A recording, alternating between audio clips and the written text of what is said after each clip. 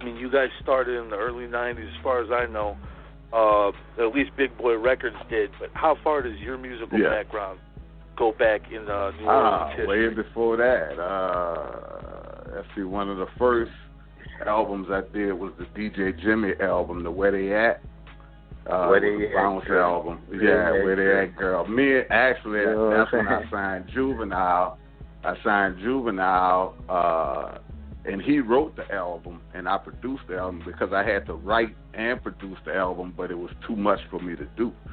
So Jimmy introduced me to Juvenile. He said, man, they got this little dude, a little 15-year-old dude in the club, and he's doing all the shit that I want to be doing. I said, well, let's go to the club and see this motherfucker. So we went to this little hole in the wall. And when I said this motherfucker was rocking that motherfucker, I was like, shit, he the one. He the one. So the next day we took his last to the studio, and he wrote about 3-4 songs for Jimmy. And he wrote the Bounce for the Juvenile, which Jimmy couldn't do because Jimmy wasn't a rapper or artist. He was just an actual club DJ. So we just left Juvenile We just left his voice on there and just put it on the album. And it was a single off of DJ Jimmy album, which was named Bounce for the Juvenile. So Juvenile was already a gold artist before, he even got the Cash Money. Mm-hmm. People don't even realize he was already popular, especially DJ Jimmy. People don't remember. People remember that song, but people don't remember that song. That's like a song that everybody took from too. Yeah, they done chopped it up a million ways. I mean, the song still lives on because stuff off the album still lives on because it's chopped up in all of the bounce songs and the Atlanta songs and the word twerking all and all of that. Shit. All this shit come from this one album. Do it, baby, stick it, baby. Do it, baby, stick. I remember that shit. Yeah. Where they at, girl? Where they at, girl? That was the shit.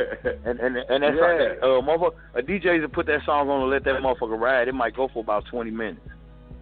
Yeah, it don't never stop. And then they had the other side we had the female version. Of it also. I was doing that shit. It was a little family. It was a little family group. It was a collective group. It was Devious D, Mellow, Juvenile, even J-Dog contributed to some of the later Jimmy albums because I did like 3 albums for him.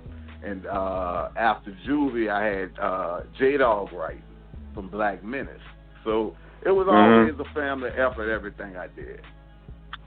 Right. And I tried to involve everybody, let everybody eat. I ain't trying to keep all the bread for myself. Right. So but it came out. It came out for the better because it made good music, and everybody got a chance to start their careers.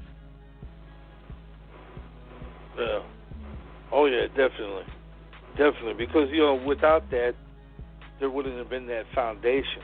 And P at the time, for those listening, P was in Richmond, or this was even before. Was this before he even started making music in Richmond? When I started, this was early 90s, I was doing stuff even before that for MCA Records with a guy named what was the guy's name? It was on the tip of my tongue, but the guy used to bring me in to do the beats for his music, and he used to do a lot of demo tapes for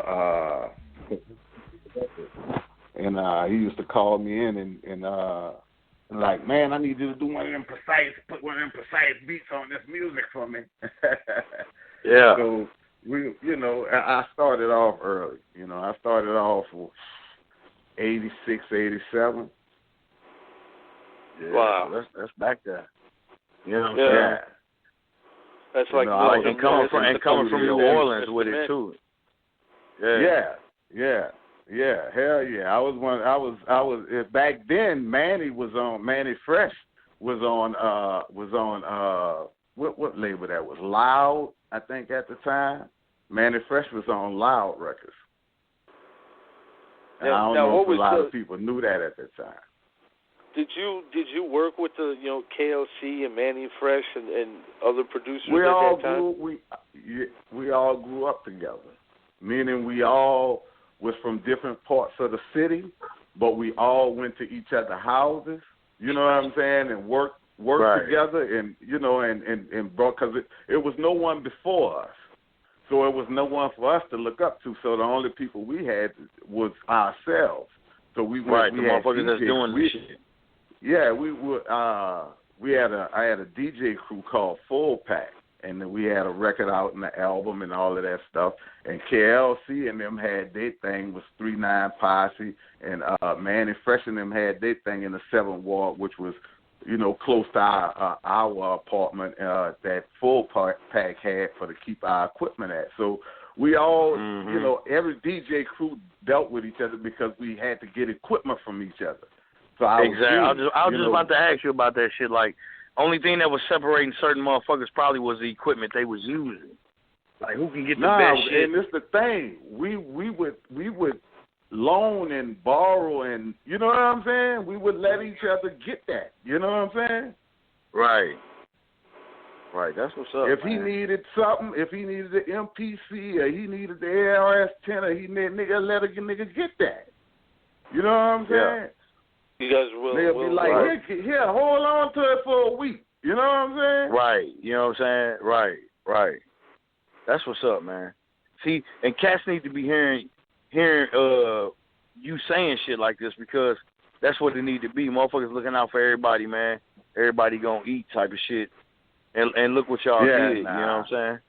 Yeah, because it's all, people look at it all separately, but No Limit, Cash Money, Big Boy Records, it all was one.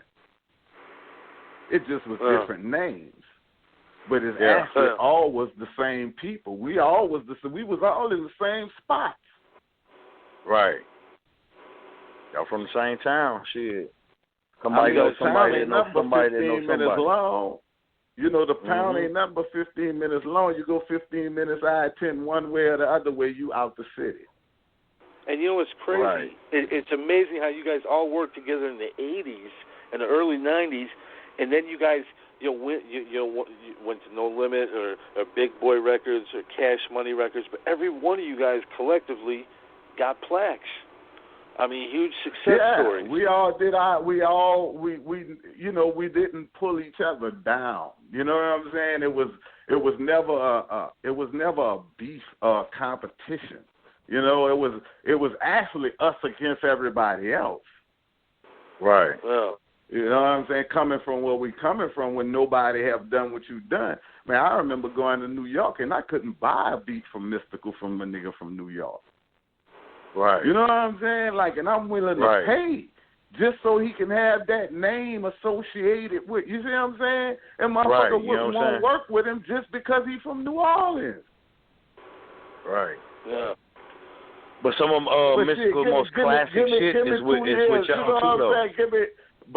Give me 2 years after that, and everybody calling my phone. Right. Yeah. Now they want to give you a beat. Here. Yeah. Go on, throw Mystical on that. Yeah. Can you get him on that? Can you get him on that? Yeah. No, fuck no. He can't get on that. You know what I'm saying? But see that? No. Is that how y'all was? Fuck no. He can get that. Let him get that. You see what I'm saying? Okay. Let him get that. Because why? Because that's his. You know what I'm saying?